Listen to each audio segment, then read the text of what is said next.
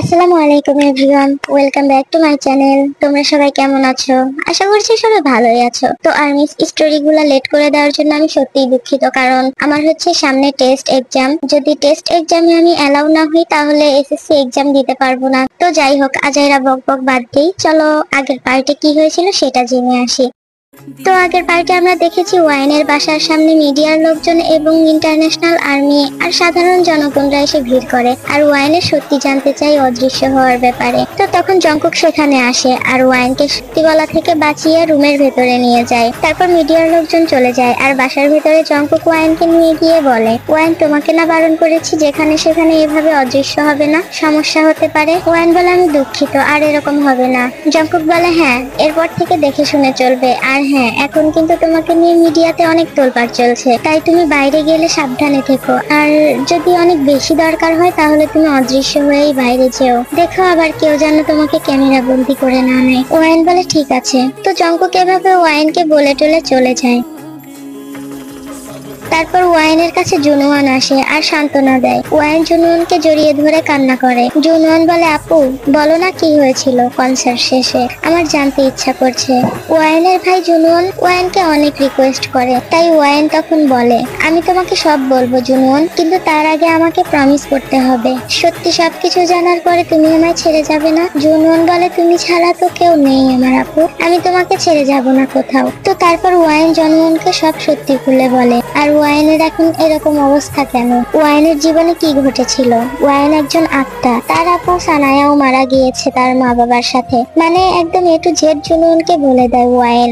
জুনওয়ান সব শুনে কাঁদতে থাকে আর তার রুমে চলে যায়। ওয়াইনও জুনওয়ানের কাছে যায়, কিন্তু জুনওয়ান ওয়াইনের সাথে কোনো কথা বলে না। ওয়াইন বুঝে যায় যে জুনওয়ান আর তার সাথে থাকতে চায় না, তাই ওয়াইনও তার নিজের রুমে চলে যায় আর অনেক কাঁদতে থাকে, কারণ সে 3 বছর মতো জুনওয়ানকে তার কাছে রেখেছে এবং নিজের ভাইয়ের মতো ভালোবেসে আগলে রেখেছে। তো এভাবে 2টি দিন কেটে যায়। জুনওয়ান ওয়াইনের সাথে কথা বলে না। ওয়াইন কথা বলার চেষ্টা করে, কিন্তু জুনওয়ান ওয়াইনের সাথে কথা বলে না। ওয়াইন তাই তার কাকা এবং কাকিকে কল দিয়ে বাসায় আসতে বলে। তো তারপর দিন তাদের কাকা কাকি বাসায় আসে। ওয়াইন তার কাকা কাকির কাছে বলে, আঙ্কেল আন্টি আপনারা জুনওয়ানকে কিছুদিনের জন্য রাখবেন, আমি ব্যক্তিগত কারণে কিছুদিনের জন্য বাইরে যাচ্ছি, তাই জুনওয়ানকে দেখার মতো তো কেউ নেই, এই কয়দিন আপনাদেরকেই একটু দেখতে হবে। জুনওয়ানের কাকা কাকি বলে, ঠিক আছে, অল্প কিছুদিনের জন্য হলে আমরা অবশ্যই পারবো। কিন্তু ওয়াইন আসলে একেবারের জন্য চলে যাচ্ছে। ওয়াইন তখন জুনওয়ানকে আড়ালে নিয়ে বলে, জুনওয়ান নিজের খেয়াল রাখিস, আর পারলে আমাকে মাফ করে দিস। এটা বলে ওয়াইন বেরিয়ে আসে। তারপর কিছু সময় পরে জুনওয়ানের চাচি গিয়ে জুনওয়ানকে বলে, জুনওয়ান চলো রেডি হয়ে নাও। জুনওয়ান বলে, আমি কোথাও যাব না। জুনওয়ানের কাকি বলে, তুমি একা একা থাকবে কিভাবে, তোমার আপু তো কাজের জন্য কোথাও গেছে। জুনওয়ান বুঝে যায় ওয়াইন আর ফিরবে না, কারণ কিছুক্ষণ আগে যেভাবে ওয়াইন বলে গিয়েছে কোথাও বাইরে এমনিতে গেলে ওয়াইন কখনোই এভাবে বলে যাবে না। তাই জুনওয়ানের মনে খটকা লাগে আর সে ভেবে নেয় ওয়াইন তাকে রেখে একেবারে চলে গেছে। তাই জুনওয়ান তখন জোরে জোরে কাঁদতে থাকে আর বলে, আমি আপুর কাছে যাব। তো জুনওয়ানের কাকা কাকি জুনওয়ানকে জোর করেই নিয়ে যায়। ওয়াইন তো অনেক কষ্ট পেয়েছে, তাই জংকুকের কাছেও যায় না। আর এদিকে সবাই ভাবছে জংকুক ওয়াইনের সাথে রিলেশনে আছে। জংকুক মিডিয়ার সামনে থেকে ওয়াইনকে সেভ করে নিয়ে গিয়েছিল, তাই এটা নিয়ে সবাই অনলাইনে মাতামাতি করছে, মেইনলি আর্মিরা করছে। আর্মিরা ভাবছে ওই মেয়েটার সাথে জংকুক রিলেশনে আছে, মানে ওয়াইনের সাথে। তোমরা তো জানোই এভাবে যদি সত্যিই হতো তাহলে কিভাবে আমরা মেনে নিতাম, আমরা সত্যিই তোলপাড় করতাম, তাই না? তো এই গল্পের মধ্যেও আর্মিরা ওইভাবেই তোলপাড় করছে। তো এদিকে হচ্ছে জুনওয়ানও তার কাকার ওখান থেকে পালিয়ে বাসায় চলে আসে আর সে ওয়াইনের জন্য অপেক্ষা করতে থাকে। জুনওয়ানের বিশ্বাস ওয়াইন একবার হলেও আসবে। তো জুনওয়ান যে পালিয়ে এসেছে তার কাকা কাকি আর খোঁজ নেয়নি, তারা ভেবেছে হয়তো সে বাসায় গিয়েছে। আর জুনওয়ান হারিয়ে গেলে তার কাকা কাকির কিছু আসে যায় না। তো জংকুক এই নিউজটার জন্য ওয়াইনকে অনেকবার কল এবং মেসেজ দেয়, কিন্তু ওয়াইনের ফোন অফ দেখায়। তাই জংকুক ওয়াইনের বাসায় যায় আর ওয়াইনের বাসায় গিয়ে দেখে জুনওয়ান বাসায় একাই আছে আর পুরো রুম অনেক নোংরা হয়ে আছে। তো জংকুক জুনওয়ানকে জিজ্ঞেস করে, জুনওয়ান ওয়াইন কোথায়, আর তোমার আর রুমের এই অবস্থা কেন? জুনওয়ান বলে, আপু আমাকে ছেড়ে চলে গেছে, 2 দিন হয়ে গেছে কিন্তু এখনো আসেনি। জংকুক বলে, কেন গিয়েছে? জুনওয়ান বলে, আপু আমাকে সব সত্যি বলেছে, আমি আপুর সাথে কথা বলিনি তাই। জংকুক বলে, কেন কথা বলনি? তুমি কি এই মৃত আপুকে মেনে নিতে পারছো না? সে তো তোমাকে ভালোবাসে নিজের ভাইয়ের মতোই। তুমি কি ওয়াইন ওয়াইনের সাথে থাকতে চাও না? জুনওয়ান কাঁদতে কাঁদতে বলে, আমি চাই ওয়াইন আপুর সাথেই সারা জীবন থাকতে, কারণ ওয়াইন আপুর থেকে আমাকে কেউ বেশি ভালোবাসে না। আমি ওয়াইন আপুর সাথেই থাকতে চাই।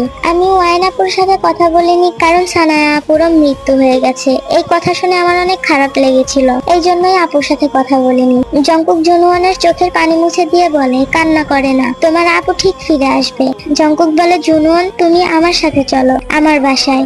যতদিন না তোমার আপু ফিরে আসে ততদিন তুমি আমার কাছেই থাকবে, তাহলে তুমি সেফ থাকবে ওখানে। তো তারপর জংকুক জুনওয়ানকে নিয়ে চলে যায়। বিটিএস এর বাকি মেম্বাররা জংকুককে কল দিয়ে বলে, কিরে জংকুক, ওই ওয়াইনের সাথে কি তোর সত্যি রিলেশন আছে? মিডিয়াতে তো তোকে নিয়ে অনেক বেশি তোলপাড় চলছে ওই মেয়েটার সাথে। আর হ্যাঁ, ওই ওয়াইনটাই বা কিভাবে অদৃশ্য হয়েছিল? জংকুক বলে, আরে ওই মেয়েটা একটা ম্যাজিক শিখেছিল, জাস্ট এইটুকুই। আর ও আমার খুব ভালো একজন বন্ধু, তাছাড়া আমার অন্য কোথাও রিলেশন আছে। বিটিএস মেম্বাররা তখন বলে, তুই অন্য কোথাও রিলেশনে গিয়েছিস অথচ আমাদেরকে জানাসনি। জংকুক বলে, হ্যাঁ আমি তোদের জানাতাম, কিন্তু ওয়াইনকে নিয়ে যে সমস্যায় পড়েছি এই জন্য আর জানানো হয়নি। তো তোরা একদিন আসিস আমার বাসায়, তো সেদিন তোদেরকে নিয়ে সেলিব্রেট করবো আর বলবো সেই মেয়েটা কে। তো বিটিএস মেম্বাররা বলে ঠিক আছে। তো যাই হোক, ওয়াইন 10-12 দিন মতো ওই গাছে থাকে, যে গাছে সে প্রথম কোরিয়াতে এসে আশ্রয় নিয়েছিল। তো ওয়াইনের মনটা একটু ফ্রেশ হয় কিছুদিন পরে। তখন ওয়াইন জংকুকের বাসায় যায়, গিয়ে দেখে জুনওয়ান জংকুকের বাসায়। তো ওয়াইন নিজের স্বাভাবিক অবস্থায় আসে জুনওয়ানকে দেখে। জুনওয়ান ওয়াইনকে দেখে ওয়াইনকে জড়িয়ে ধরে আর দুজনেই কান্না করতে থাকে। জুনওয়ান বলে, সরি আপু। ওয়াইন বলে, ঠিক আছে জুনওয়ান। জুনওয়ান বলে, প্রমিস করো তুমি আমাকে ছেড়ে আর কখনো চলে যাবে না? ওয়াইন বলে, হ্যাঁ আমি প্রমিস করছি জুনওয়ান, তোমাকে ছেড়ে আর কখনোই যাব না কোথাও, কিন্তু তোমাকেও প্রমিস করতে হবে তুমি আর কখনো আমার উপর এভাবে রেগে থাকবে না। জুনওয়ান বলে, হ্যাঁ আপু আমিও প্রমিস করছি। তো জংকুক এসে দেখে ওয়াইন ফিরে এসেছে। জংকুক বলে, আজ রাত তোমরা এখানেই থাকো। তো তারপর তারা তিনজন মিলে সুস্বাদু খাবার রান্না করে আর তিনজনে খেয়ে শুয়ে পড়ে। অনেক রাতে জুনওয়ান ঘুমিয়ে পড়ে। তখন জংকুক ওয়াইনকে ডেকে নিয়ে পাশের রুমে আসে। জংকুক ওয়াইনকে বলে, তোমাকে আর আমাকে নিয়ে কত নিউজ হয়েছে, তুমি কি দেখেছো? ওয়াইন বলে, না তো, আমি কিছু জানি না। তো তারপর জংকুক ওয়াইনকে সবকিছু খুলে বলে। তো যাই হোক, ওয়াইন আর এই বিষয়ে তখন কিছু বলে না। তো তারা দুজন রাতে অনেক বিষয় নিয়ে গল্প করতে থাকে আর কথার মাঝে জংকুক ওয়াইনকে একটা লম্বা কিস করে বসে, কারণ ওয়াইনের ঠোঁট দুটো অনেক বেশি সুন্দর ছিল। আর জংকুকেরও ইচ্ছা ছিল একদিন না একদিন সে ওয়াইনকে কিস করবে, কারণ ওয়াইন দেখতে অনেক সুন্দর আর সবচাইতে বেশি সুন্দর তার ঠোঁট দুটো। তো আর্মিস নেক্সট পার্টের জন্য অপেক্ষা করো আর সবাই আমার জন্য দোয়া কইরো, আমি যেন টেস্টে অ্যালাউ হইতে পারি। আমার এক্সাম নিয়ে অনেক বেশি টেনশন হচ্ছে, কিন্তু পড়তে ইচ্ছা করছে না, কি করা যায় বলো?